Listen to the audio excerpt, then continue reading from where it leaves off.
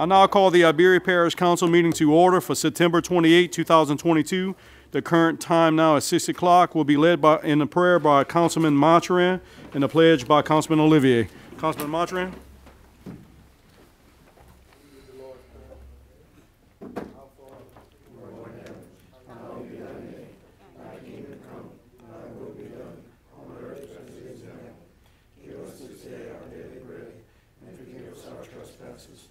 As we forgive those who trespass against us, and lead us not into temptation, but deliver us from evil. Amen. Pledge allegiance to the flag of the United States of America, and to the republic for which it stands, one nation, under God, indivisible, with liberty and justice for all. Thank you, gentlemen. Madam Clerk, please initiate the roll call. Tommy Pollard. Here. Michael Landry. Marcus Broussard. Lloyd Brown. Here. Warren Gotchison. Here. Natalie Broussard. Here. Paul Landry. Here. James Trahan. Here. Scott Ronsonet. Here. Eugenia Olivier. Here. Brian Napier. Lady Fontenette Brown. Scott Saunier. And Chad Mathurin. Here. We have 10 members in a quorum. I'll need a motion to go into public comments. Have a motion by Councilman Brown, second by Councilman Ronsonet. Roll call members. Those in favor will signify by saying aye. Aye. Those opposed, hearing no opposition, the ayes have it, and the motion carries unanimously. Number one, Madam Clerk. Comments from the general public on Should have had that non-agenda removed, huh? items. Okay, we did not receive any. Number two, Madam Clerk. Comments from the general public on agenda items. We have item A is a public hearing for the council to act as a board of review to obtain public comments and or objections regarding property valuations as established by the Iberia Parish tax assessor for the year 2022. I believe the tax assessor is here to address the council. Assessor Barra, welcome. If you can state your name and title, sir, I'm pretty sure we're all familiar. Mr. Chairman, Council, President Richard, Taylor Barra, Iberia Parish Tax Assessor. Happy to be with you this evening to report the official closing of our books on September 15th, a couple of weeks ago, and what the final ad valorem roll will look like for the parish. So as you recall, when I was here last year to talk about the 21 tax year, we were off of the 2020 revaluation, and because of inventory and machinery and equipment leaving the parish at a pretty fast rate, some of it being sold, some of it antiquated type of exits, we took a $45 million reduction in assessed value for the tax year 2021, which you all had to make that adjustment accordingly. I'm a banker, so it's hard to say that a negative number is good news, but that 45 million looks more like 12 million this year. So although it's a negative number, it's good news. I'll share with you though. The positive in that is machinery and the equipment in the parish is up $10 million from 21, which is a pleasant surprise actually, but we could see some of that developing. To no surprise, inventory took another $20 million hit. And it's a combination of, I believe, a lot of companies waiting to see what 22 would bring and having to make decisions, whether it's pipeline companies, rental companies with machinery and equipment that has not been rented, a number of reasons, vehicle inventory, but I think a combination of escalation in price and the cost of holding that inventory and the ability to locate inventory has all played into that reduction. So as you know, the notices will go out late November.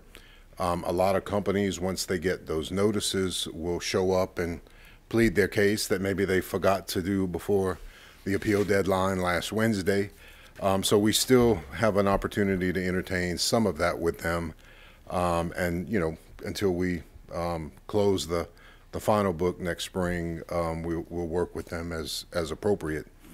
I think the rush that we saw last year has certainly slowed, but I can't say the conditions have changed much. I mean, companies are having to make some tough decisions. The good news with real estate value, as you understand, machinery and equipment and inventory have absolutely nothing to do with real estate. Real estate value, particularly on the residential side, has held. That's up a few $1 million in residential real estate. Commercial real estate, you have some new construction, you have some refurbishments that have been done, but you also have a large volume of empty office warehouses that can't be sold or rented. And when that happens, we do offer some obsolescence. It's not a big number, but kind of taking the landlords and the owners at best we can to adjust value where we can temporarily. 23 is actually this last half of 22 and all of 23 is when we collect sales data that will be used in the 24 reassessment. So in late 23, we will be establishing most of the per square foot values that we'll use in the 2024 reassessment. So that process began on July 1. Sales data will continue to be collected, both commercial and residential, and hopefully the 23 year will get us closer to breaking even or an increase, depending on what interest rates and a lot of other things do that drive our economy. So wanted to share those numbers with you. Happy to answer any questions about that. But members, at this time, is there any questions for Assessor Barra? Councilman Olivier on the question. I'm not sure if you got the answer to this today or not. The council often give a initial tax exempt to a lot of businesses coming in Correct. to the parish. Have any of those companies reached their 10-year maximum and now paying taxes on the tax roll? Yeah, in fact, 2021, at the end of 2021, MA Patu had one that expired that is now taxable beginning in this year. There was one that was not fulfilled and actually withdrawn, so that becomes taxable as well from another smaller company. We've had a couple of new ones that, the three entities that approve, y'all, the school board and the sheriff, that have been approved that haven't come to fruition yet. The plant in Patuville, a couple of projects that haven't begun yet. But no, we stay in close contact, and we get an annual report from LED with what's coming on and what's expiring, and we have that file in our office as well. So no, that one expired in 21, and we have some that for the next 4 or 5 years that will be coming off the books. A lot of them can reapply depending on the project, or if they're starting a new project in conjunction with it. So not dollar for dollar do the taxes always come back on, depending on what they're doing with a future project. But they do have an expiration date. So yeah, we watch those closely. Thank you. Councilman Olivier yields back. Anyone else in questions, members?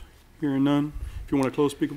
Yeah, one thing I'll just bring your attention to. Of course, I can't tell you one way or the other what you do with it. But Constitutional Amendment number 5 that comes up on the November ballot, as you probably know, because it affects all of the taxing authorities, is a change that when you're adopting millages will be something for you to consider. So what the amendment does is, as you know, over a 4-year period, you are required to go to your maximum millage at least once during that 4-year period.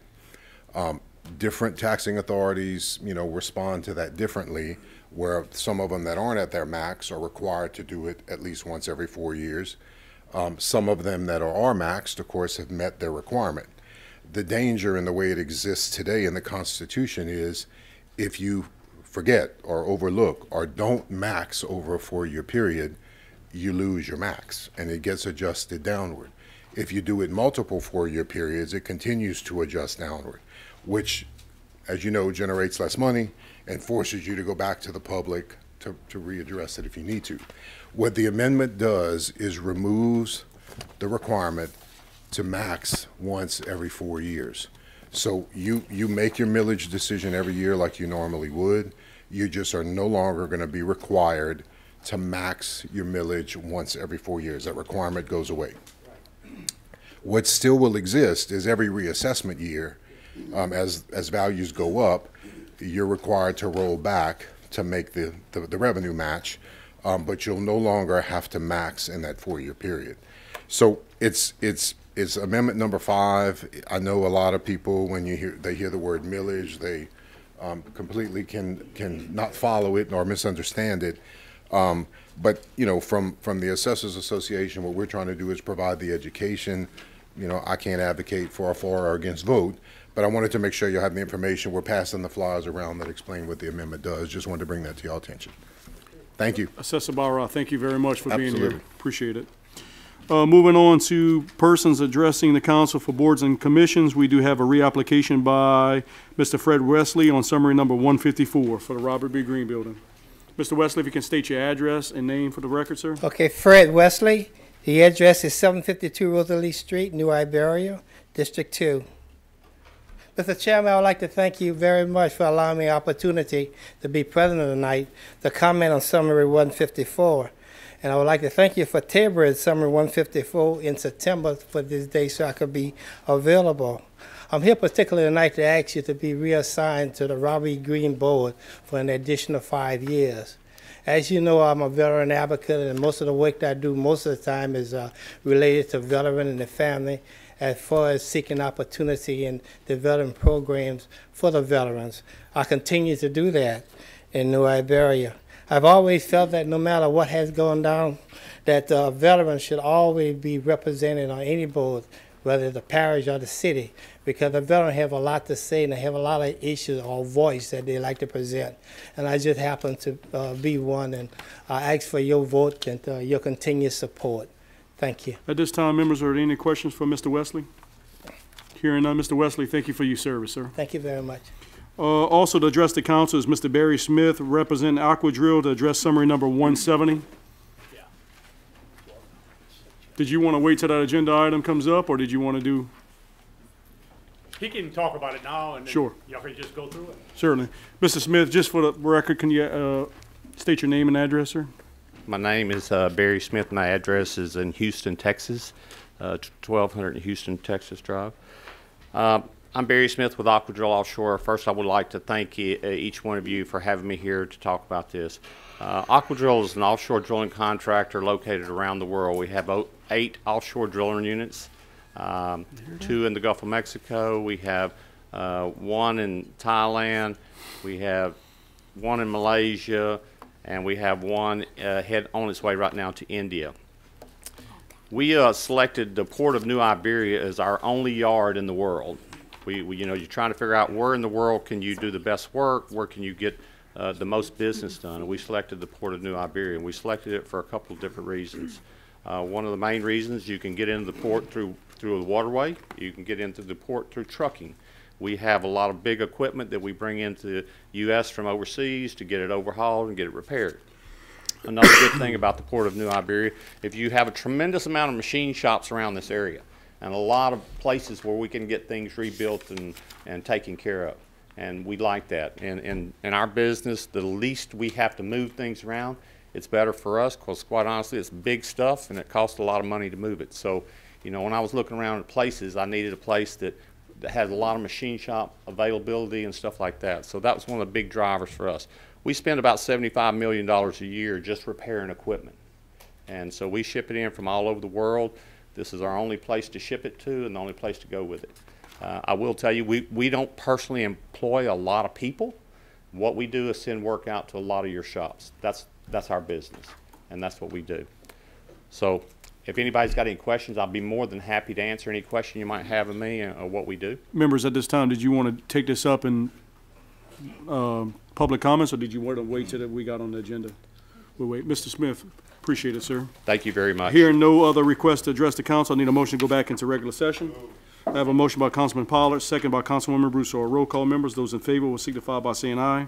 Those opposed, hear no opposition. The ayes have it, and the motion carries unanimously. Moving on to community events and public service announcement. Number 1, Madam Clerk. Judge Laderica Terrier to announce her candidacy for the Louisiana 3rd Circuit Court of Appeals. Welcome, Judge. Hi, and if it's okay, is it okay for me to? Certainly.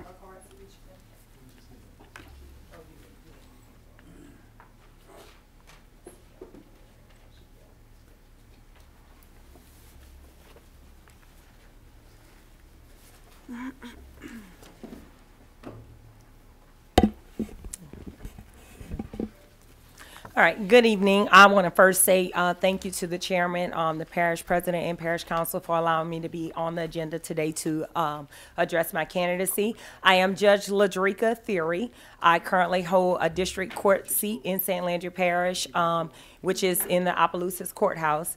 I am running for the Third Circuit Court of Appeals, which would be the court would be in Lake Charles, and I have to say this because sometimes people say, I don't know what you all do there, but we would review the decisions of the lower district courts, such as what I currently hold as a district court judge. I will tell you some of my background. I'm born and raised out of LeBeau, Louisiana. I don't know if any of you pass there. Often we're known for Stellas as our truck stop there. But I was born and raised there, graduated from the local high school, went on to college. It was first there at 17. I had a life-changing experience. I almost lost my life in LeBeau, Louisiana on 71. And that movement inspired me to commit more to public service. I was hit by a bus as a pedestrian and have no memory of it, but people would say that I always kept saying on the ground, tell God I don't want to die. And I believe that, and certainly when I look at others that was injured in accidents where they didn't survive and they were inside a vehicle, then I knew I was certainly blessed and God had a meaning and purpose on my life, and I knew it had to be to do good and not bad, right? And so immediately when I recovered from that wreck, I started pledging I work with Habitat for Humanity, AmeriCorps, any way that I could serve my community, I dedicated my life to doing so. And so at the age of 24, I was admitted to practice law in the state of Louisiana, and I also decided to return back home at the age of 25 to work back in my community. I started the first free tax site in my community in which I prepare free taxes for my St. Landry Parish residents. We serve about 900 individuals and been doing it for about 15 years.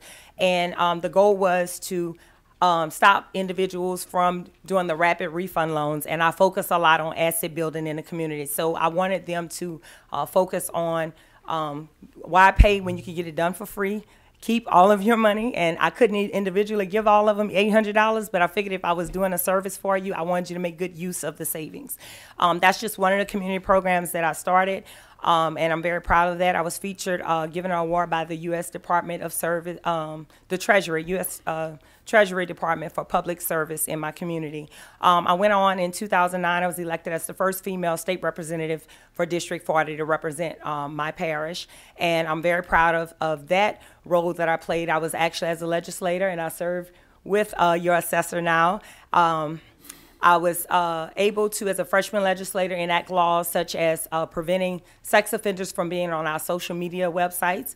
That was a policy currently in place, but without a state law, state police did not have a tool to enforce that law. And I was featured on CNN for that legislation as a freshman legislator. I also am responsible for the legislation. Every baby born in the state of Louisiana is tested for heart defects because of my legislation. Previously, only babies that were born bluish got tested. The devices are there in the hospital, but they did not want to spend $3 per individual to test every baby born in the state of Louisiana. Again, coming from a rural community and knowing that our hospitals are approximately 40 minutes away for some of my residents, it was imperative when I found out about a baby that was born pinkish and never got tested and had an enlarged heart, and at the age of 2 months suffered a severe crisis, and the parents brought home a baby that they never knew had an enlarged heart. So that touched me. And again, going back to the accident I described to you, one of my injuries was that I had a ruptured spleen. I lived overnight, and I was in the hospital. Even the hospital didn't realize I had a ruptured spleen and didn't treat me until the next day with a blood transfusion. But I'm alive, and I'm here to tell you about it. Well, there was another lady in my parish thrown off the bridge in Cot Springs. So I co-authored a piece of legislation. We didn't save her life, but I promised that family her death would not be in vain. She lived 6 hours under the bridge. No one could locate her, but they knew that she was a victim of domestic abuse, and they witnessed it, but didn't know where the defendant had brought her, what location she was brought to. And so now law enforcement, a tool that I was able to participate as a co-author on, is called the Kelsey Smith Act now, but we initially named it Davina Chapman. But it was basically a tool to allow law enforcement to be able to ping a cell phone without needing to waste time getting a search warrant whenever there's a situation described such as Davina's situation, to try to hope in hopes of saving lives.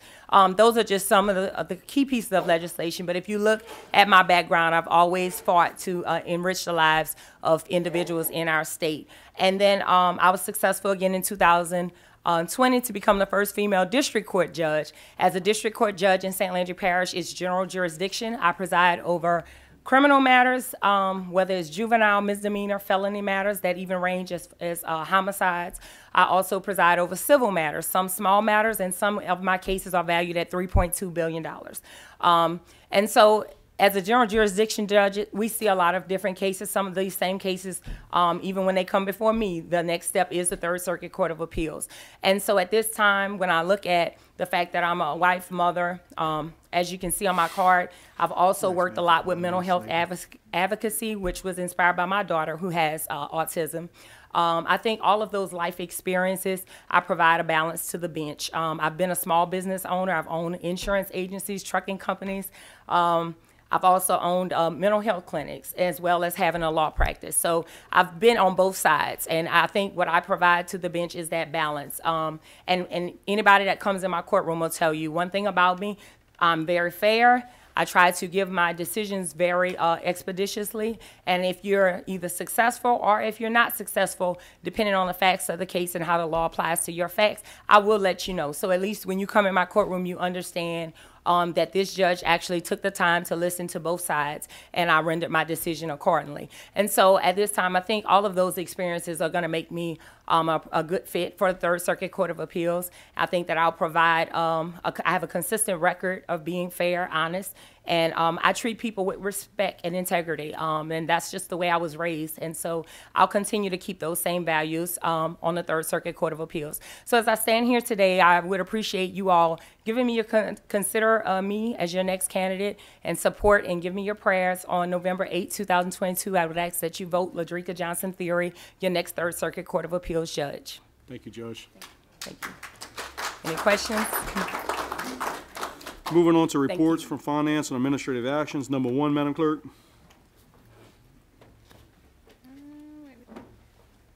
Balance sheets for August 2022 Number 2. on request.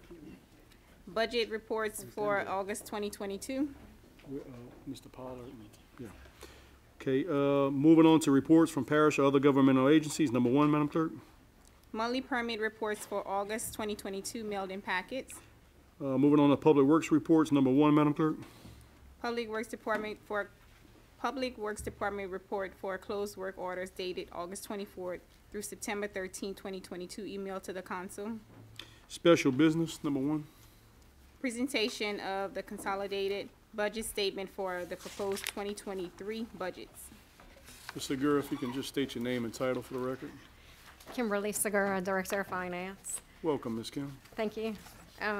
So in accordance with the parish's home rule charter, the administration is submitting to you tonight the consolidated budget statement for fiscal '23. Seems like this comes a little bit more frequently as the years go on. So just in general, some of the assumptions that we've employed in preparing the budgets. Property tax revenues, we did base those on the 2021 tax rolls with an estimated 3% uncollectible based on the assessor's information. We may have to come back and make an adjustment to that. So we'll look at that as we go through the various meetings. Sales tax revenues, we've actually seen a small increase, but we have budgeted that flat based on those projected numbers from the 22 fiscal year. We've included the grant revenues that we've actually been awarded to date, and knowing that, you know, we may have to make some adjustments to those numbers as they get carried forward. Salary increases, we did budget the 2.5% like we have in the past. Group insurance, we did estimate 5% on the adjustment. The retirement, we did based on what those actual retirement contributions are presently known to be. We've adjusted operating expenses where we can. And then debt service, we've included all of the debt service. So one thing excitedly for our debt service, we will be paying down the road debt that we've been facing, you know, for a number of years. So that's going to be paid off mid-year, but then we had delayed some principal payments on the ones that we had refinanced sometime years back. So that's going to kick in this fiscal year. A little bit of light. Huh? A little bit of light at the end of the tunnel. It's getting there, it's getting there. And then we did advance pay off communications district. So our schedule's gotten a lot a lot shorter. So you do have at your station 2 packets of information. So the first packet is the proposed operating budget. So I'll just kind of go through it. First couple of pages, I think the first 3 pages is the president's budget message. So you can read through that at your leisure. The back of the third page is the consolidated budget statement. So I'm just going to go through the totals. So for fiscal 23, we are proposing approximately 50 million in revenues, approximately 66 million in expenditures, approximately 500,000 in other financing sources, which is bond proceeds. And so then when you take into consideration the mathematical, we are reporting an excess of expenditures over revenues and other financing sources of approximately 15 million. Beginning fund balance of approximately 67 million, ending fund balance at the end of fiscal 23, 52 million. So looking at the $15 million excess of expenditures, if you look up in the expenditure category, the very last line item reported is labeled capital outlay, 21 million. So we have approximately $21 million worth of capital outlay projects in this particular fiscal year's budget. I have detailed some of those projects in the president's budget message, so you can kind of get a snapshot of what's included there. Some are grant funded, and then some are parish funded. So we have the budget calendar, and then flip the page after that, we'll have the finance committee meetings. So we are looking at having 3 committee meetings like we did last year. First being October 10th, we'll have a couple of meetings and a couple of funds presented, October 17th and October 24th.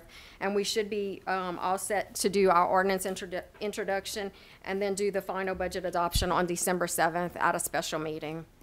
The next summary page is the debt service page.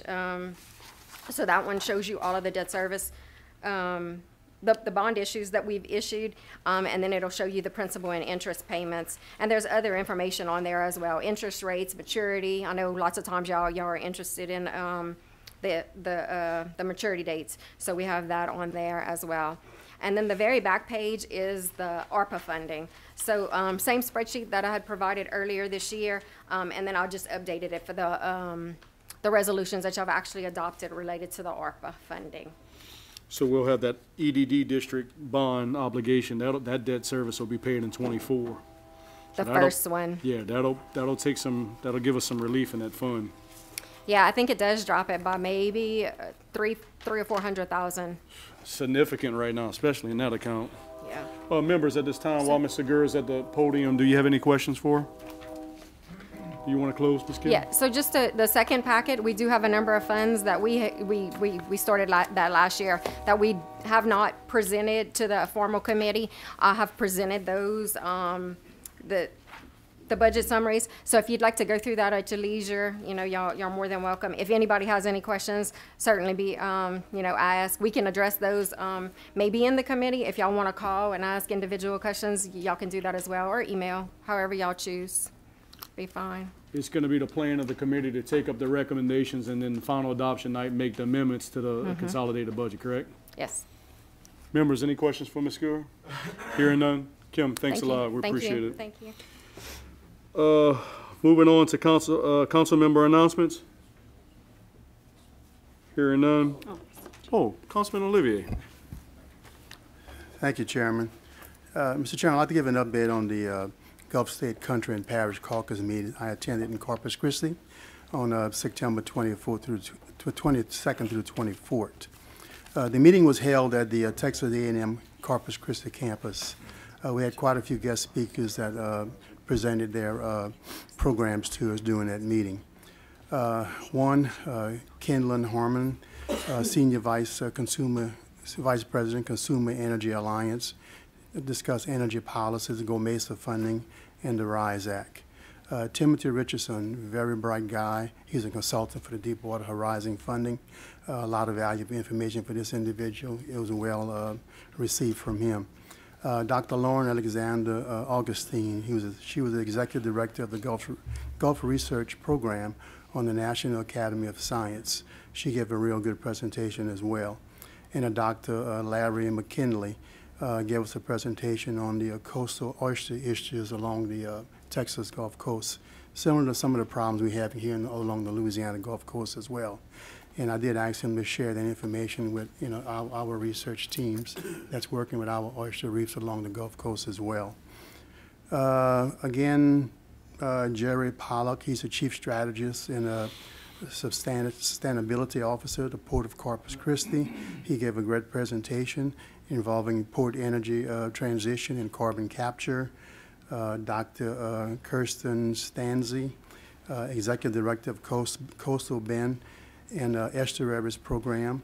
They're bringing back the Beaufort Bay Refuge, and it's also turning into a learning center, educational centers for students.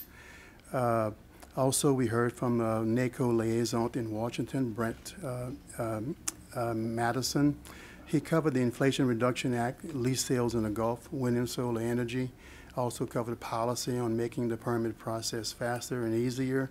He also touched on the National Flood Insurance Program and what's going on in Washington, which State Senator, U.S. Senator Cassidy is spearheading over there, and gave us a little more information on Go Mesa and the Restore Act. It was a long drive, but it was a great meeting. It was very well attended, and we got a lot of good, valuable information out of it. Thank you. Councilman Landry, did you get all that? Okay. Thank you, Councilman Olivier. Just let the record reflect that Lady Councilwoman Brown is in attendance. Moving on to Parish President announcement. Certainly. Just to remind everyone, the Grand Mary Monica Association have a barbecue benefit dinner Sunday, October the 2nd, 2022. Tickets are $10 if anybody interested. Thank you, Councilman. Moving on to Parish President announcements. Parish President Reese. Thank you, Mr. Chairman. In reference to your report, Eugene, tomorrow at noon I'm having a meeting with Tim Richardson. Great. My staff and I, we spoke to him on yesterday, and he have a lot of information in reference to the Restore Act. So we'll be doing that. On September the 17th, we did a litter abatement walkthrough, and we picked up 111 bags of trash was picked up. Of course, you got your pallets and your crates and your chairs and your tires and your mufflers and fans and everything else was picked up during that particular abatement day. That was done on Highway 14, Lillo Road, Captain Cade Road, and Freeman Road. We're going to have Household Waste Day on October 22nd here behind the courthouse from 9 o'clock in the morning to 12. Please try to attend. We had a very good attendance last time, but it wasn't the best. So we want to try to make sure that we get more people to come on October the 22nd for Household Waste Day. And Mr. Chairman, I know we got things that we need to talk about, so I'm going to hold off on the rest of my stuff and get through this meeting. Members, at this time, is there any questions for the Parish President? Hearing none, moving on to consent agenda items for public hearing and adoption. We have the minutes for regular meeting September 14, 2022, summary number 159, introduced by the Parish President. Madam Clerk. A resolution granting substantial completion to the Acadiana Fairgrounds Commission Sugar Arena maintenance repairs, all as completed by Chort Construction LLC and as recommended by Project Architect Gesser Group APC. Summary 160, introduced by the Parish President. A resolution authorizing the Parish President to execute documents in connection with the evacuation center at Acadiana Fairground Planning and Construction, FPNC project number 50J23-22-01, and further planning construction, amending the 2022 General and Public Buildings Maintenance Fund budget in the amounts of $333,333 and $1,288,333, respectively, to budgets in the amount, respectively, to recognize state facility planning funding $955,000, which will be matched with America Rescue Plan Act, ARPA lost revenue funding $333,333 for a parish evacuation center at Acadiana Fairgrounds and appropriates said expenditure line items. Summary number 161, introduced by the Parish President. A resolution authorizing the Parish President to execute documents in connection with the Parish Jail Improvements Planning and Construction, FPNC project number 50-J23-22-02, which funding for said project will be provided for in the fiscal year of 2023 budget. Summary number 162, introduced by Airport Authority. A resolution amending the 2022 Airport Authority Fund budget in the amount of $1,496,800 to recognize federal and state funding received for design and rehab construction services to be performed on the North GA Taxway and Connector, and appropriate said expenditures in accordance with the grant's defined budget allocation. Do I have a motion to open the consent agenda item? Have a motion by Councilman Landry. Second. Second by Councilman Olivier. Councilman Landry. Yeah, I'd like to pull, summary 159. For what reason does the gentleman request a pull? I see they have, the punch list isn't complete, so I'd like to go ahead and just, table it till Okay. next meeting in, October, well. Is that all? Second, Councilman Olivier waves. Anyone else on the consent agenda items, members? I have a request by Councilman Saunier to pull 160. What purpose does the gentleman pull 164? I want to understand what the initial funding is for, and possibly the next donation, or how we're going to maintain that. Got you. At this time, is there any other requests, members? Hearing none, to approve the agenda item with omitting 159 and 160, I'll need a roll call vote. Those in favor will signify by saying aye. Aye. Those opposed, hear no opposition, the ayes have it, and the motion carries unanimously. Moving back to summary number 159, introduced by the parish president. Do I have a motion? Moved. I have a motion by Councilman Olivier. Second by Councilman Landry. Councilman Olivier in discussion. I waive to Mr. Landry. Councilman Landry in discussion. Yeah, I just, I'm uncomfortable doing the substantial completion. We still got a punch list. Michael. So, I'd like to go ahead and wait till, table it till, October 12th. Okay, Councilman Landry, I'll take the table and hold on the floor until discussion is finished, and then we'll come back and address the table. Councilman Landry yields back. Anyone else on discussion on the main motion? Hearing no discussion, I have a motion on the floor to table by Councilman Landry. Do I have a second? Second. I have a second by Councilman Olivier. Is there any discussion on the table? Hearing. I see Mr. Gesser, Mr. wants to say something. Certainly. I hate it. Mr. Gesser, if you can step to the mic and state your name and title, please. Gerald Gesser. We're here to report to you that the maintenance repairs at the Sugar Arena have been completed as per the contract documents and contract.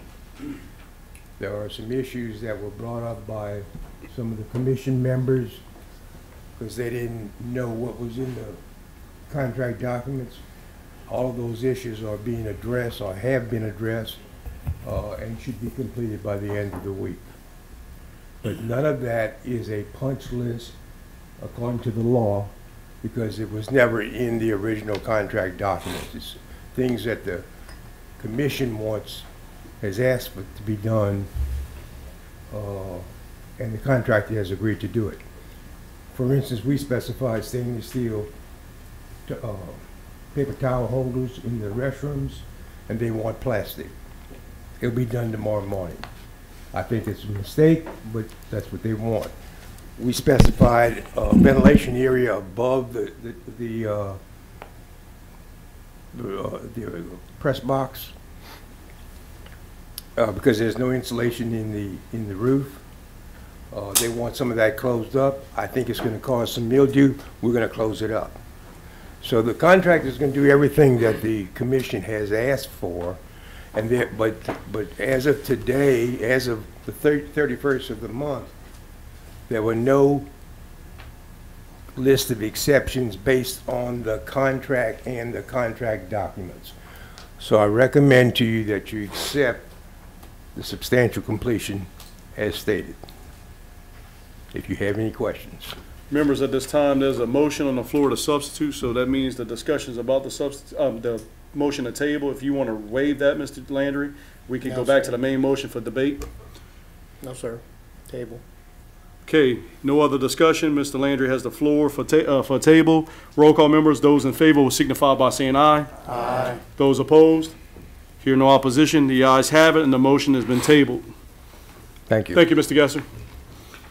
Moving on to summary number 160, introduced by the parish president. I need a motion to open the floor. I have a motion by Councilwoman Broussard. second by Councilman Saunier. Councilwoman Broussard on discussion. I'll wave to Mr. Saunier. Councilman Saunier on discussion. Yeah, I'm just curious as to the initial amount of money that we're talking about right now, what that would be used for. The name of the facility too, in some way would indicate that people would be able to evacuate there in the event that an evacuation is ordered? Yeah, this is the same thing we've been working on for years. So nothing changed as far as that go. As you know, Iberia Parish don't have any type of place for people to go post-hurricane or post any type of emergency. What we've been dealing with the last several years is having a place where they can go, where they can quarantine, have an area where you can go and be quarantined and have rooms for things of that nature. And that's the way this particular building is being funded. It's being funded as an evacuation center. So we're spending $2.7 million in matching fund. The project is $13 million. The building, though, is not going to be utilized as a storm. This is not going to protect people from a storm. Oh, Lord, no. No. So, okay, the one thing I have is I have a little issue with the way the verbiage is put in place. Okay. And my second question would be in regards to I understand the 13 million. Is there a plan, or do we understand how we're going to afford to maintain this building? Absolutely. Because we have other facilities that I know for a fact you're we exactly struggle right. to Exactly. maintain. So what we're doing, Scott, is we're actually taking the Sugarcane Festival building that we struggle with, and that you know of, that's going to take millions of dollars to try to get that building, if we wanted to use that building for whatever. We're going to get rid of that building. I've already spoken to the mayor of the city, like we had talked to him about several years ago, and he is looking to take that building off of our hand. We're going to use the funds. I actually spoke to Councilwoman Broussard months and months and months ago. This is something that we truly need in this parish. We're going to take the funds that we use at Sugar Arena and use those operating funds to maintain this building. Now, So- this building, I'm sorry, go ahead. No, go ahead, I'm sorry. To operate the, You said Sugar Arena. You meant Sugar I'm so sorry. Yeah, man. I'm sorry. To Got operate- Mr. Pat on the edge of his seat over there. Lord, that's not a good thing. But at any rate, the money that we have, that we're using currently at the Sugarcane Festival building, we use that So to operate y'all this. have projections, Larry, on what the maintenance is going to cost based on the square footage of the building? We don't have projections right now, but we will have the projections. No, to answer your question, no. Similar to what Joe could probably get that for us. Oh, yes, we To can. understand of the money we're getting from the Sugarcane Festival, which I think we spend, Kim, was it $240 a year on average? Or more than that. No, that's just on, Oh, maybe just, Yeah, so Maintenance. those dollars are gonna go directly to I don't maintain. know, I would be the- interested in seeing what that breakdown would look Not a like, to problem. understand if we Yeah, truly actually, if you would have be called able me to before the afford it. meeting, I would have had that for you today, but I will get that for you. Well, I'll work, Larry. I mean, I work too. Councilman Saunier, you finished? Councilman Saunier yields back. I just, I have one thing, Larry, that maybe we need to follow with the state as far as adequate parking.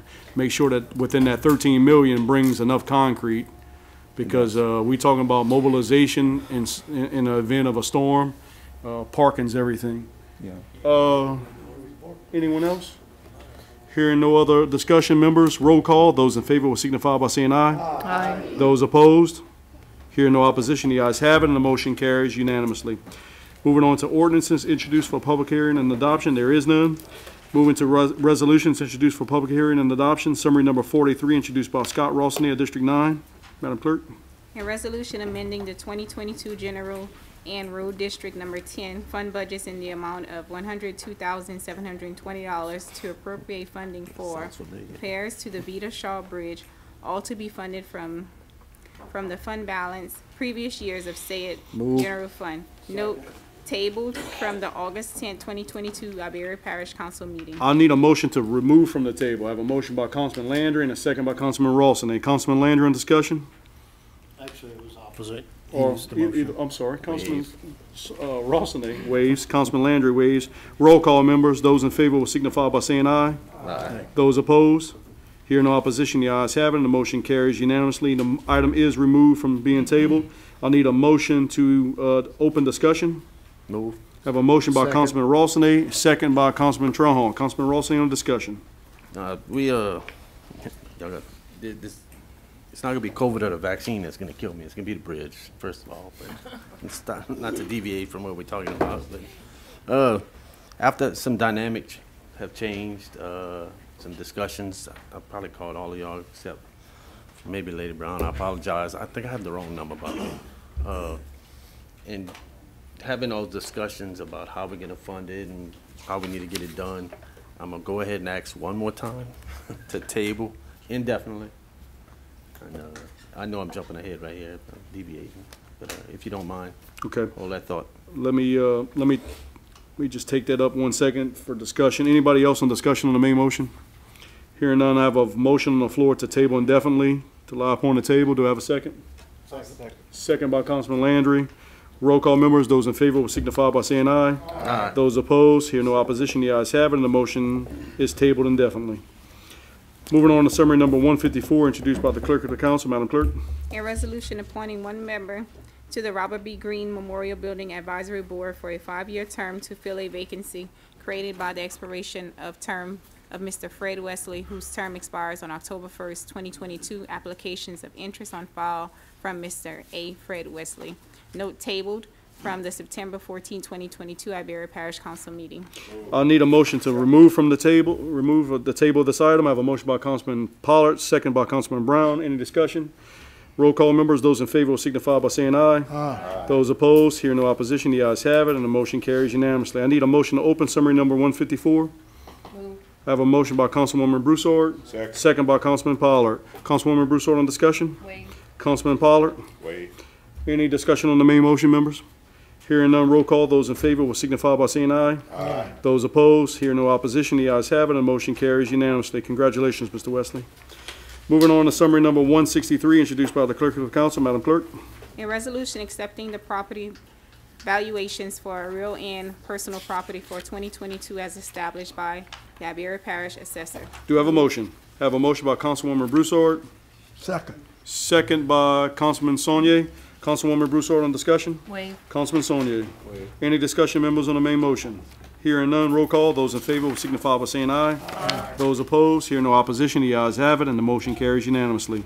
Moving on to summary number 164, introduced by the clerk of the council. Madam Clerk.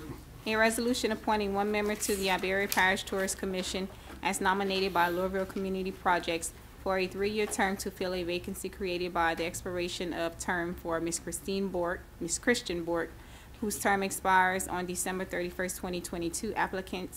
Applications of interest on file from a Ms. Nancy Buto. I have a motion by Councilman Rossini and a second by Councilwoman Broussard. Councilman Rossini on discussion? Councilwoman Broussard. Waive. At this time, is Ms. Buto in the audience to address the council? I don't think she came before us, did she? No. I'll need a motion to table. Move to table. Second. Do you want Table to the next meeting. to? Councilwoman Broussard on the motion to table to the next meeting, second by Councilman Rossini. Any discussion on the table? Hearing none, roll call members. Those in favor will signify by saying aye. Aye. Those opposed, hear no opposition. The ayes have it, and the motion carries unanimously. Moving on to summary number 165, introduced by the parish president. Madam Clerk. A resolution ordering and calling a public hearing to be held on December 7, 2022 for public comments for the proposed consolidated budget statement for 2023. Do I have a motion? Move. A motion by Councilman Brown, second by Councilwoman Broussard. Waive. Councilman Brown waives, Councilwoman Broussard. Waive. Any discussion on the main motion, members? Hearing none, roll call. Those in favor will signify by saying aye. Aye. Those opposed? Hearing no opposition, the ayes have it, and the motion carries unanimously. Moving on to summary number 166, introduced by Sewer District Number 1. Madam Clerk. A resolution amending the 2022 Sewer District Number 1 fund budget in the amount of $15,480 to appropriate a transfer to LCDBG fund to cover project overage, all to be funded from the equipment line item. Do I have a motion? Move. I have a motion by Councilman Olivier, Second. second by Councilwoman Broussard. Councilman Olivier on discussion?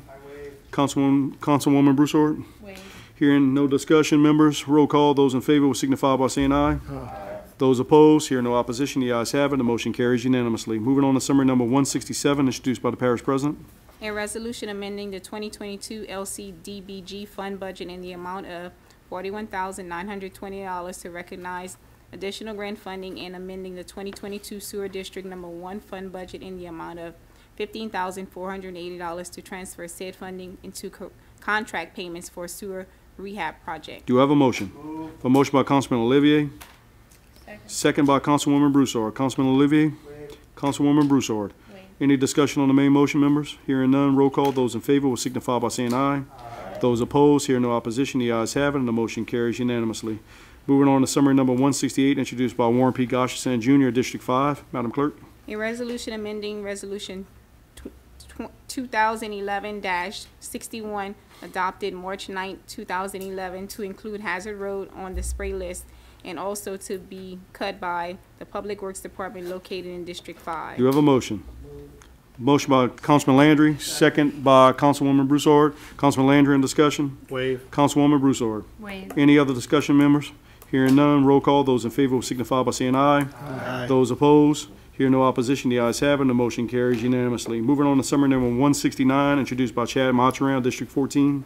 A resolution amending Resolution Number 2011-61 adopted by March 9, 2011, which approved a list of parish drainage channels to be sprayed, ditches and channels as listed, in order to remove a drainage ditch located at 8715 Shaston Road from the spray list located in District 14.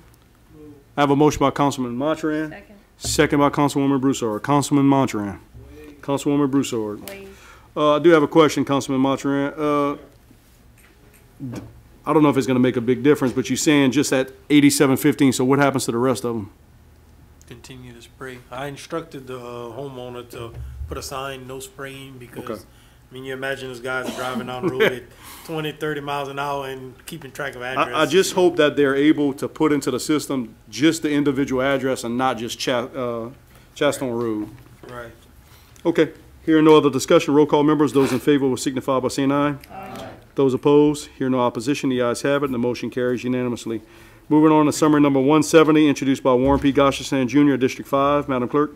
A resolution in support of Aquadrill U.S. Gulf LLC's application to the Foreign Trade Zone Board for a sub-zone site within Foreign Trade Zone 124.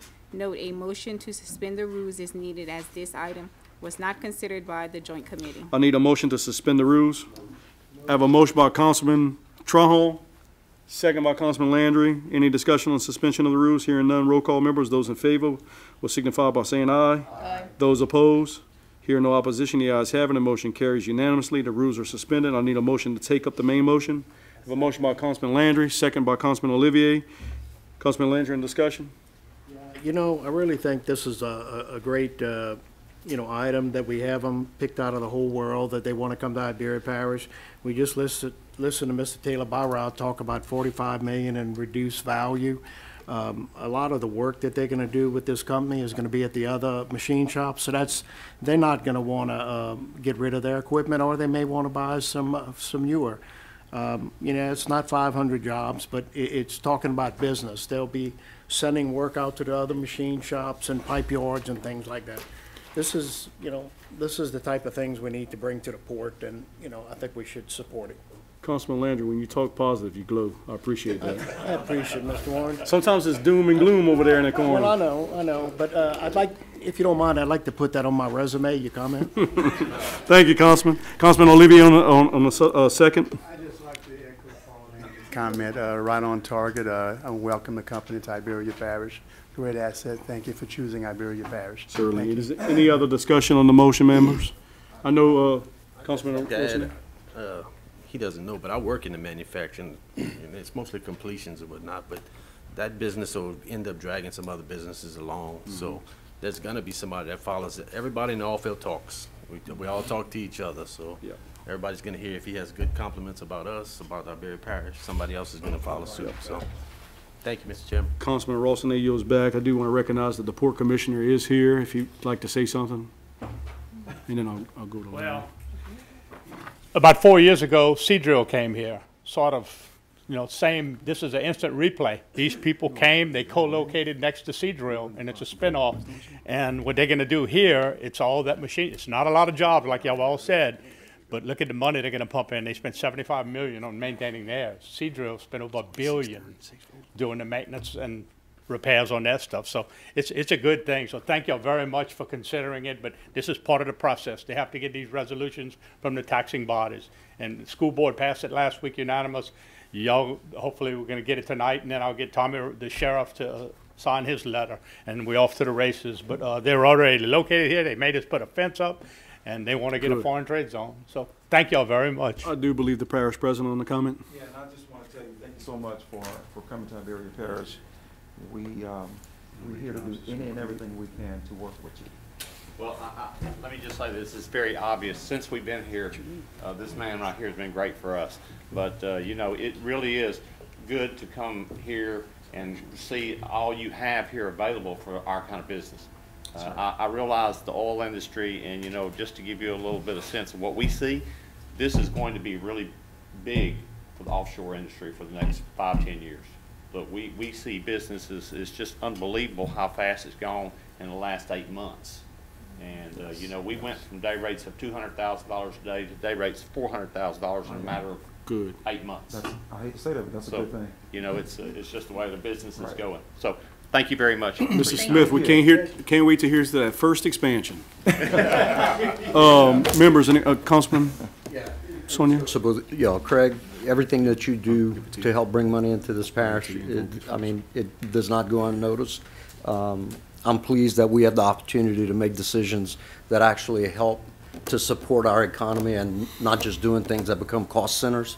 So you go get 10 more of those, Craig, and we'll support them.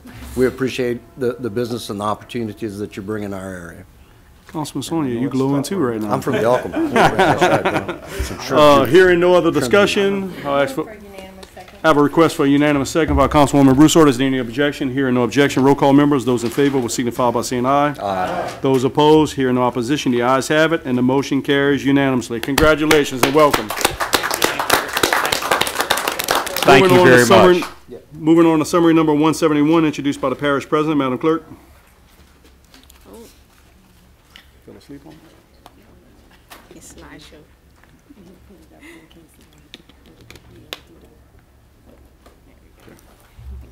A resolution approving the parish president's appointment for the position of Director of Planning, Permitting, and Zoning, and further approving the president's established salary of $70,000 for said position, all in accordance with Section 4-01 A and B of the Iberia Parish Home Rule Charter. Do I have a motion?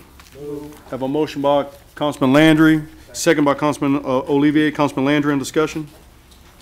Just know Mr. Jacobs has been doing a good job, and he's been interim, and it's time to move him into that position of director. So. Councilman Landry yields back. Councilman Olivier, on discussion. Okay. There's going to be a correction to the salary. It was misprinted on the agenda. It actually salary should be $75,000. Pretty much the same salary as the past. Okay. Let me hold that amendment first, and then let's do discussion on the main motion, and we'll come back to make the amendment. Any discussion on the main motion, members? Here and now, and I have a motion to amend by Councilman Olivier to $75,000. Do I have a second? Second. Councilman Brown on the second for a motion to amend the $75,000. Any discussion on the motion to amend? Here and none. Let's vote on the motion to amend $75,000. Roll call. Those in favor will signify by saying aye. Aye. Those opposed, hearing no opposition. The ayes have it, and the motion carries unanimously. Going back to the main motion amended at $75,000. Roll call members. Those in favor will signify by saying aye. Aye. Those opposed, hear no opposition. The ayes have it, and the motion carries unanimously. Welcome aboard. Officially welcome aboard. Parish President, there's a question on the floor by the clerk. When does the position become effective? Now. Immediately. Well, As soon as I sign. As soon as you sign the resolution. Moving on to summary number 172, introduced by Regional Planning Commission. Madam Clerk. A resolution granting preliminary plat approval to a subdivision of property belonging to the estate of Louis D. Broussard located at 5701, 5707, 5713, and 5719 Garden Road to create 5 lots designated as Tract 7A through 7E located in District 9, subject to compliance with Planning Commission staff report PC 2022-0011 as reviewed and recommended by the Iberia Parish Regional Planning Commission. Do you have a motion? Have a motion by Councilman Rossini, second by Councilman Landry. Councilman Rossini? Yeah, I do have a question. We do have Director Weaver here if you'd like me to bring him up. Yes, sir. Weaver, that's what I said. I didn't say That's what he Weaver. said. Reed. It might have been, some words might have been. He say Weaver? We'll still call him the acting director by paper, not officially. Sort of like lawyers. Yeah, he's smiling too. There's a lot of smiles in this meeting today. I like that. I got to get used to this. Jacob Weaver, Director of Permitting, Planning, and Zoning. There was a question on the floor by Councilman Ross. Yes. My main question is, actually has nothing to do with this one per se, but I got a phone call about another subdivision, and you may have got that same phone call. Are we taking care of the drainage issues along with all this? Yeah. You probably know why I'm asking this. I don't want, you don't have to name them because there's about 10 of them. Yeah, we are. And you know, speaking with Public Works, constantly, you know, we're trying to portray that not only are we accepting engineering designs for these subdivisions, but we're actually making sure that we are following them, you know, and, you know, I think we're portraying that message well with the few homeowners that we had to sit with. You know, I think we do have some legwork to do on the residential side, let's say single homeowners, you know, and, you know, but everybody knows you got to get it to the road, you know, but it's a civil matter half the time between, you know, requiring people to do swells, subsurface drainage, things like that. But, you know, the commercial properties and, you know, let's call it multi subdivisions, you know, they all have to jump through some hoops on drainage analysis and, you know, making sure that we're not having an impact on our neighbors, you know. And that's the reason I asked. This one's, all the lots are not on the road, right? They're not frontage. If I remember right, there's a couple behind, so the water has to come through. And it's kind of the same situation we're having with that other subdivision. So this one, you know, I was trying to explain it earlier. We have 4 lots on the let's call it the main road. The property in the back, you know, right now that is not a subdivision. That is one parcel. They can put by ordinance 1 house, you know, so they did leave enough area for future planning, but right now that is going to stay cane field. Everything is, you know, it's a discussion of, you know, can you put a house on agricultural land? Yeah, you can do one, you know. So yeah, all 4 of the main lots that are, let's say, going to have a homeowner probably shortly here, those all met all the standards, you know, way past it as far as square footage of the property, how much frontage they needed, you know, all those things. So, you know, we're looking at 4 houses right now. We're not looking at the, you know, you can have one guy with 20 acres in the back right now. It's a wealthy man, you know, so. Yeah, that's it. Great news for District 9, some more houses. I hope have so. some lots right next to my house. You know, we can sell pretty soon, huh? Councilman Ralston yields back. Councilman Landry was the second. Did you have anything? Councilman Landry ways. Any discussion on the main motion, members? Hearing none. Roll call. Those in favor will signify. Oh, I'm sorry. That's bad when it comes from the back. Before you vote on this, I think you need to give strong consideration to whether or not this property needs to be rezoned. It's currently zoned A1, and your ordinance is not very artfully drafted, and it's subject to multiple interpretations. But it's obvious that this is going to be residential property. They're 1.75 acres or so, and I've had this discussion with Jacob about that. I think Scott, when he was serving in that capacity, had a similar issue came up, and yeah, I figured you would. So, if you read the zoning for A1, which is agriculture, it basically does say that each landowner is allowed a single-family dwelling. I think what that's talking about is when you have an area that's agriculture and you want to build a house on there, that's your farm or that's your agriculture land, you can certainly build a house on it.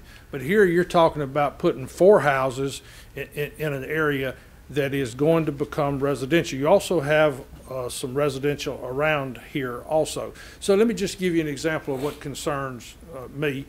And look, I want to see houses built. I want to see quality houses built.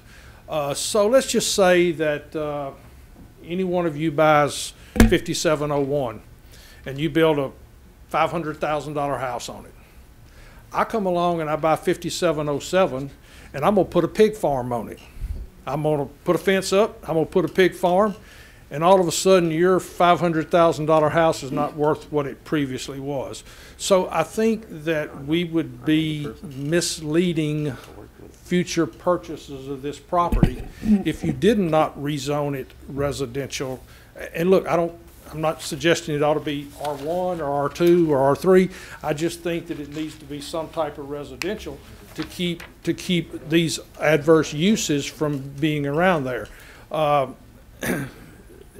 Anyway, you know, if you did it, if they want to use R1, it's just got to be, you know, single family houses. R2, it could be multifamily houses. You could also have, you know, mobile homes there. So I think that perhaps planning and zoning did not consider the zoning aspect. They just considered, okay, well, we have an application to divide this land. And I think when we allow this to happen too, we're allowing people to attempt to avoid rezoning, which is what needs to take place. I just think you ought to strongly consider that. And of course, what we did the last time this came up is you tabled the planning portion until you rezoned. Now, admittedly, that's going to take you some time because you're going to have to introduce an ordinance to a rezone. But I think it would be consistent with some of the areas that are around there that are already residential. Anyway, just I think you need to strongly consider that aspect. Yeah, both waived. What he did? Yeah, he waived Okay. already. I'd like to make a motion to table. Second. Okay, there was no other discussion. I have a question. Coming back to you. For Andy? No, for Jacob. Is there any time restrictions? I mean, they were ready to build or something, or what's? It's a good question. I mean, what's happening? It's just a preliminary rezoning? I think we're not in any problem right now. You know, I don't think anybody's really pressing. So let's hope we do a smart choice here. I do want to say, you know, it's you know, we need a little bit better guidance on it sometimes, and it does, you know, it could happen after another, and then like he's saying, it's going to force complaints on us, and it would be nice if we could get more zoning protected areas, you know, and when they do come for it. Is a month good enough, Andy? Well, they're going to have to go to I think it'd be longer than that because under the rezoning, you would have to notify the neighboring landowners, have a hearing at planning and zoning. You want to just table it without a date until y'all? Wouldn't 2 months give you? It would be 2 months. I mean, so we Would you discuss this with the property owner and see if that is what their wish is prior to us doing that, or would we automatically? We're kind of, if we don't do it tonight, the requirement for the first submittal is on the first. That would go on actually the next month. My question is, are you just going to automatically do it? Yes. Or does the property owner request the rezone? They have to request a rezone. Okay, that's. And they come through, it's an application, and we that's when we send out all the letters, and we have Okay. a zoning hearing for it, so. Yeah. That way they have some say-so in the decision. And if you wanted to do it, you know, without setting a date, that's fine. You've demonstrated you clearly know how to move something from the table and vote on it, so I know a good lesson. But so anyway, if you want to table it indefinitely until you proceed next, that's fine. And I think you just want it to all go together. Again, this is going to kind of set a precedent too. I think in the past we've generally asked that they rezone. Councilman Montrano, question? Jacob, how big are these tracks? 1.75 acres. Tracks, and they cut 4 out that big. I mean, how do you handle it on a, like if it was a bigger track, say 3 acre, 5 acre parcel? Like Andy made reference to a pig farm, but what happens if somebody wants to put a house and have a horse farm on there or something? I mean, yeah, we're allowed some, you know, R1 you'll have regulations. R2, you know, you can still kind of have a little homestead if you want it, you know. So it's we're talking about the parish here, so you know, we do need to discuss it a little further and then move forward on the right foot. People are going to have some input. You know? Yeah, I mean, people sometimes they want to buy in the country because they want the country living, not necessarily be. And I see farmers do. I was trying to say this earlier. You get a farmer, he'll sell an acre on the highway because it's frontage, but it can fetch a pretty price, you know. And you see these, but if we've got, you know, he's got a point because the like if they pay for it, they do what they want with it. But if they zone it, then you can't do some things with it, you know. And